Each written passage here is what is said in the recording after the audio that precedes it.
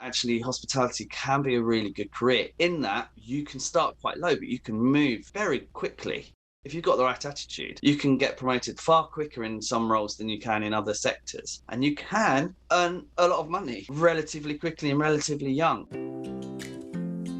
Hi, everyone. Welcome to Hart Inspired, the show dedicated to highlighting individuals in their pursuit of authentic leadership.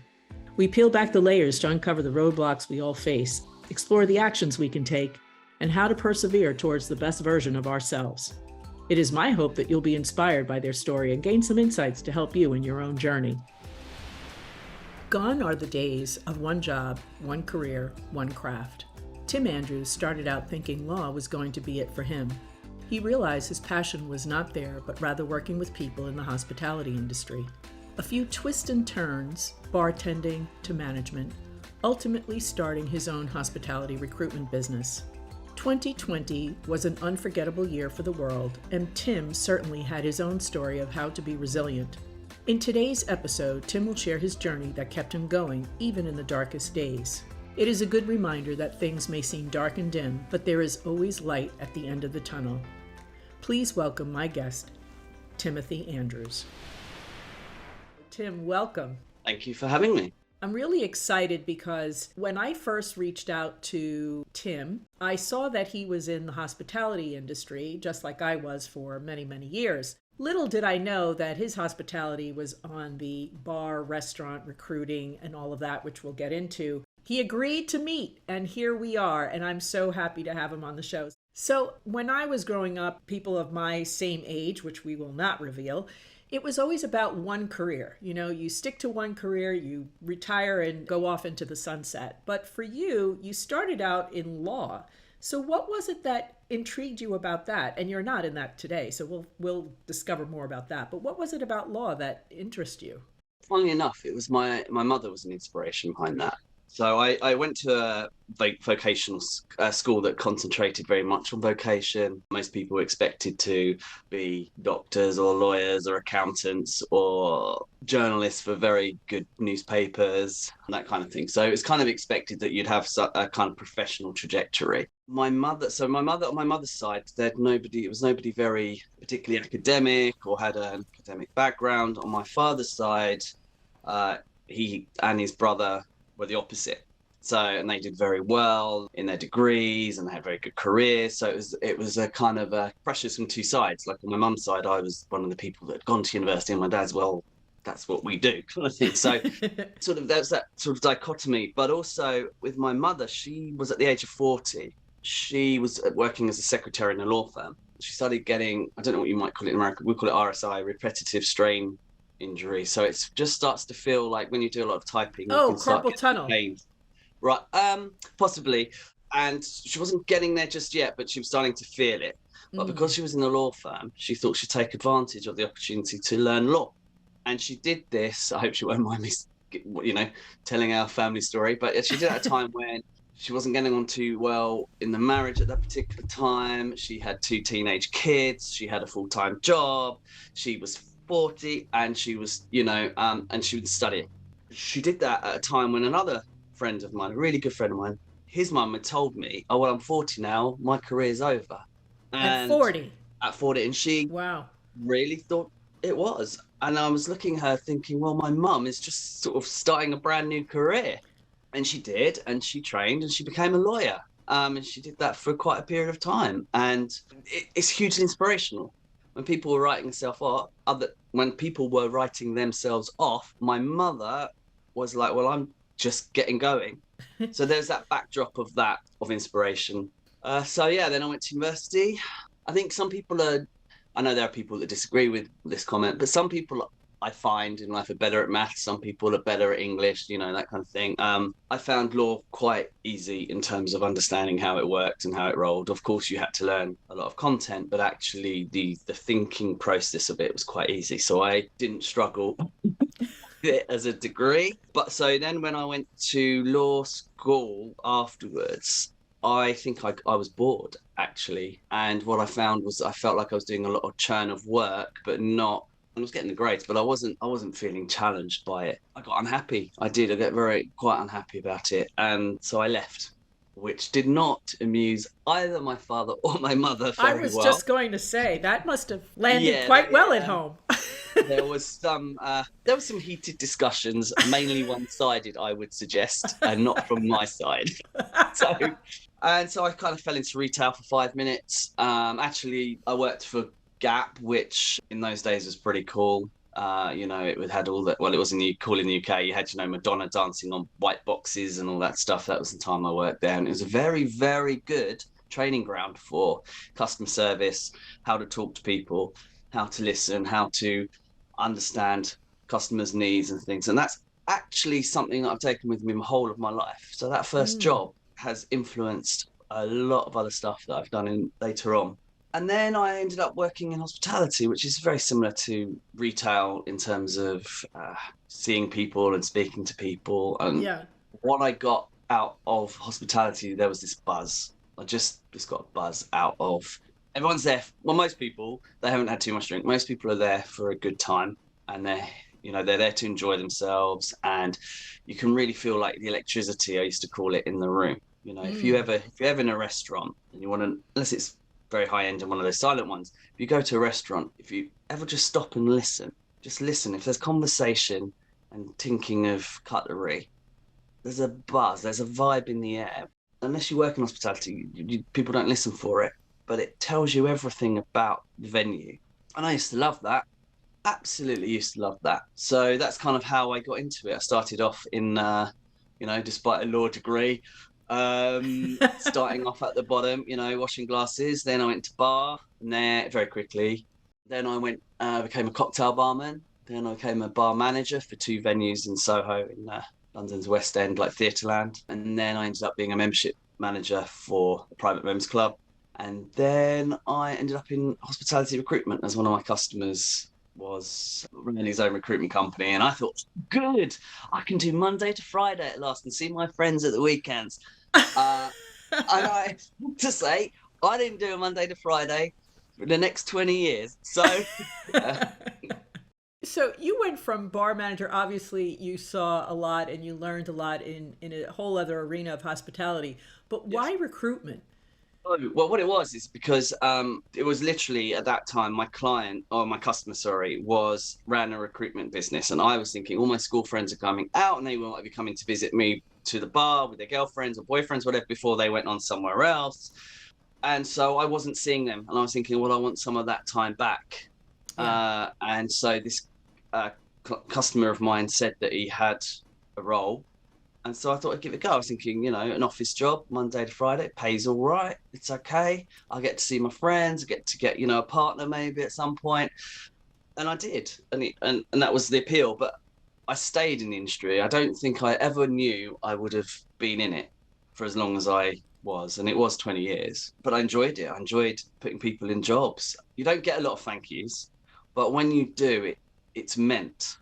So when somebody says, thank you for putting me, I've really enjoyed my job, or you meet somebody 3 years later whose career has kind of gone sky high or whatever, but you gave them that opportunity, or you were the one that said, well, I'll represent you and help you with this.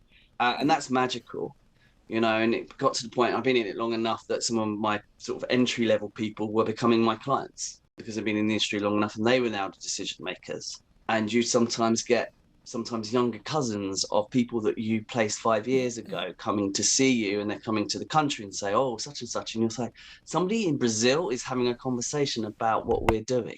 It's magic. It's just wonderful, because you realize you don't know how far your reach goes. You just don't know. You found an industry and a job that gave you some time back to enjoy work-life balance, if you will, right? Maybe. It didn't really. But hospitality, yeah, gone. You did find a lot of joy, which was much better than being in law. Yes, I did get more of a balance when I ended up running my own company. I was running it, so I had staff, and I could allocate some of the duties out, so it wasn't reliant on one person. But it's the joy. It's. I found this recently on a project that I was doing. Actually, I had to make some decisions about who was going to be interviewed, and I suddenly realised I've got quite a lot of power and responsibility. The decision I'm about to make for this person, whether they're going to go forward for an interview or not, could be the difference between a path they take in future life. And I was like, Yeah. it blew my mind. That was yesterday that happened. Wow. Yeah, when you think about it, people who are not selected for even the interview, they could have been the shining star. You just don't know. Correct. So, hospitality, recruitment, hospitality, and Yes. 2020. We know what happened March 13th, 14th, around there. You had your business at that time, correct? Yeah. Yes. So tell us what was going on leading up to March of 2020. It unraveled really quickly. So in 2018, my company was its most successful it had ever been. It made more money than ever made. Profitability was higher than ever. We were investing into expansion. We were involved in some quite interesting funded projects to help build the hospitality industry after Brexit.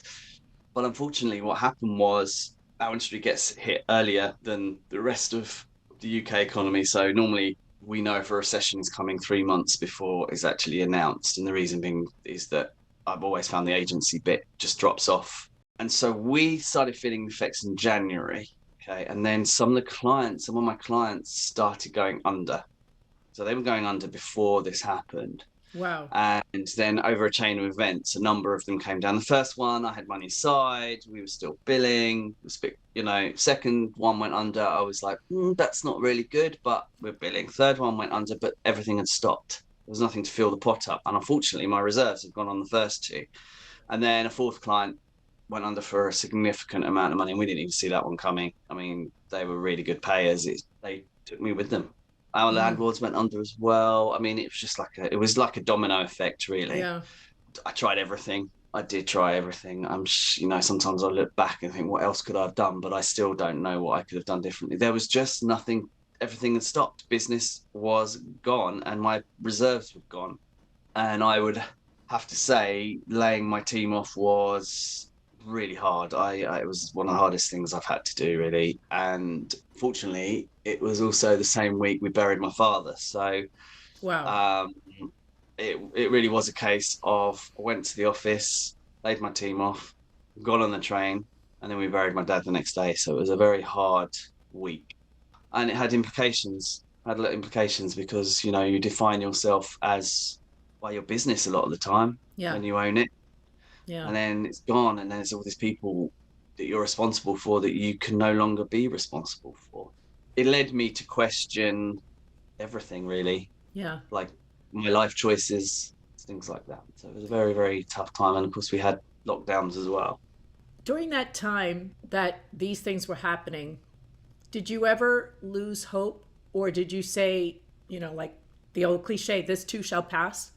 Well, I don't know if I should say this, but I'm Buddhist, so I believe in impermanence, and I see that nothing is forever. So I didn't think it would. I didn't know how long it would last. It gave me some understanding that the company would have gone anyway at some time, whether it was then or in the future. If I'd have sold it or somebody else bought it and then they took it over and changed the name, it would have been gone.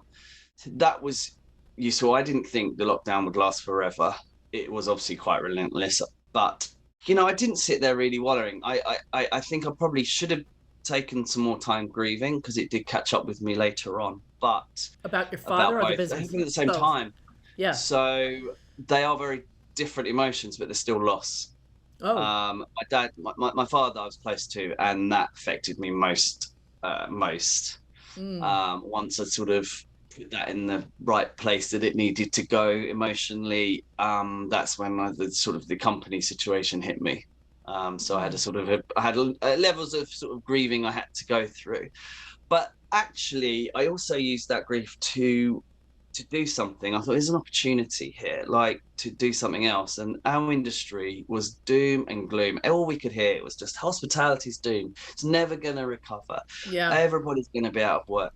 The newspapers every day were saying, hospitality, there won't even be a fish and chip shop at the end of this, or all this type of thing. And as a British person, you can imagine what that's like. It's just like, I was going to say, it's like in the US, McDonald's will close forever. No, that's never going to happen. Exactly. I mean, they do deliveries now, right? So yeah. And they re-image themselves to be very much too appealing to the adult crowd. I don't know. I don't eat McDonald's, but I know they've gone, is it vegan or vegetarian? So with one of their burgers. So it must be good for you. Anyway, where were we? Yes. So what I did is I created a podcast with Sarah Cattell, and it was for the hospitality industry. And that was kind of our reaction to the negative news. What we wanted to do is pick up what's the positive things. What are people doing in our industry that we should be shouting about, that we should be telling people about? So we started looking at things like charities that were working with hospitality businesses, that were where the hospitality businesses or the chefs were going out cooking food for families who were below the poverty line or couldn't afford food, either providing free meals or providing meals for £1 or £2, but healthy. Celebrities that were going out to teach school children how to cook better, or see what's in the fridge and make something from it. That's great. And so and it was a really good experience. We actually only planned to do 6 of them. We ended up doing about 22. We've just done our second Christmas one, and we start our 3rd series again in 2 weeks. So that's awesome. Tell the listeners, because I love the catchy name. Okay, so it's called Timothy Put the Kettle On, and Cattell is Kettel. It's like kettle, but it's not spelt wrongly. It's because Sarah Cattell is my co-host, and that's pretty it's awesome. It's a feel-good podcast. It's got lots of interesting guests who've been successful in their past, and also it's all about going forward. We have things like mental health tips as well, which can apply to anybody, not just hospitality professionals. We had by the end of season 2, we had over 12,000 listeners, so it was quite a good little podcast considering we didn't do much marketing. And we're really pushing forward in season 3. We're going to be focusing on better recruitment tips and employment, because I don't know what the market's like in the States, but in the UK, hospitality is really struggling for people to join, and it's got a bad sort of brand rep, I would describe it as, and we want to help be one of the voices that are working towards changing that. Here in the States, you can still see that there's restaurants they're busy. They are hiring back, obviously, but there's still that gap of finding good quality people and people who want to work all those hours and things like that. So I think it's an industry that took more than just a little bruise. Travel, hospitality, everything. It is a wound that's going to take a long time to really heal. So tell us about your business, and who do you work with? Do you work with individual candidates, or are you working with companies? Both. So people can apply to us for work. Like at the moment, I'm working with a company called London Talent, and we are working mainly with hotels and businesses that are launching in the UK. The reason why we're doing that is because I have to say it's a real joy to work with companies that are coming in, being built on the current climate, the current economic climate where things are a bit tough, because they have a whole different view of what hospitality is. And you're getting things like people now are talking about paying professional wages as opposed to cheap labor. They're saying, well, we're a profession. We therefore need to pay professional wages. That does mean ultimately probably there'll be less competition, but it also means there'll be cleverer competition and cleverer businesses. But also technology will have a role in replacing some of the older traditional roles that people may have had. So, I think that there's a real chance that hospitality, I really think it is changing. I think it's changing, and it will be 10 years. I think it'll be very, very different. Gone are the days, well, they should be, everybody needs feeding. Everyone wants a plate in front of them. You're either a professional business or you're not. There's room for not professional businesses, but that's not who I'm working with. And it is a real joy to be dealing with these positive, go forward type of businesses, that we're growing, we want to make a difference, we want to get people in, we want to work with the community, but really work with the community, not just say, we want to work with the community and hire one diversity hire or whatever you call it. No, literally, you go, you know what I mean? Right, go out there, talk to them. So like this week, actually, we've got an open day with all the heads of departments from people that we've pre-screened from the community. And it's a very diverse bunch of crowd of people. You know, some of them haven't had much chance. This is what goes back to what I was saying earlier. You know, some of these, they just want an opportunity. And I am so proud that my industry is going to be able to give some of them that chance. That's really great.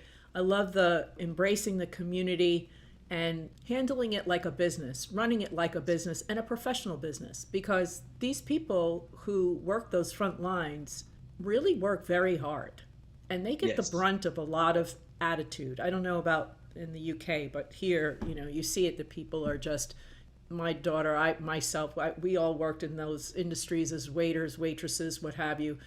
And when they just kind of poo-poo all over you, it's very difficult. But if you Yeah. raise the bar of delivery and the salary, things could change. And we hope that it comes back stronger than ever. So what would you say is unique about your recruitment business versus others? We really do go grassroots. So all the way to the top. We're about empowering people. So one of the things that we're doing now is we've just got some training to our online training to our business, which is actually using my company brand name, Learn, Train, Recruit. And we are using that so that if people have got missing skill sets, that we can give them that extra bit, which gives them yet another opportunity to be successful in the role. And it's that kind of care that matters. We aren't snooty about our business. It is people first. We're absolutely aware of our business, and we actually will work alongside the customer and actually educate them if we need to. So we will say, well, if you're recruiting for this, that's not realistic if you're trying to get out of this part. We're also looking at new pipelines to try and generate. So one of the things that I helped set up was the Hospitality Academy by Renova. That's a company, then we set that up in 2020/2021. And that whole premise was to help rebuild the industry after Brexit. But of course, something much worse happened, Yeah. one could argue. So we worked really hard on that. And that's about going to schools, going to teachers, going to parents, actually, and Yeah. educating them and introducing them to employers as well, and educating them that actually hospitality can be a really good career, in that you can start quite low, but you can move very quickly. If you've got the right attitude, you can get promoted far quicker in some roles than you can in other sectors. And you can earn a lot of money relatively quickly and relatively young. We're working really hard to challenge that. And so some of the things that you'll see over the next sort of year or so coming from us is that we are going to be really promoting the upside of it. Of course, there are downsides. We're not hiding away from those, but we need to really shout that, and we shout alongside our clients. So what you might see is where some of the agencies try and hide who the clients are. No, we collaborate. We're very open about it. This is who we're collaborating with, and this is what we're doing. And again, so we're much more open than I would say a lot of recruitment companies would be. But also we get involved in the event, so we'll get our hands dirty if we Yeah. need to as part of that experience. So we really are more like a partner rather than partner just because you've typed it next to it in a piece of marketing. We really do partner you. That's great. We want to be your recruitment arm until you've got your own people in that you don't need us anymore. Or come back when you need, because people do move up, they move on, Yes, that's right. etc. That's Yeah. really great. I love the fact that you took this journey and had a hard hit, but you found a way to give back, which probably put a little bit more joy in you and hope for a quicker return and continuing on that path. So 2023, how is it looking for you? What are you going to focus on, maybe new and different, bigger and better? So one of the things I did in lockdown is I learned some media skills.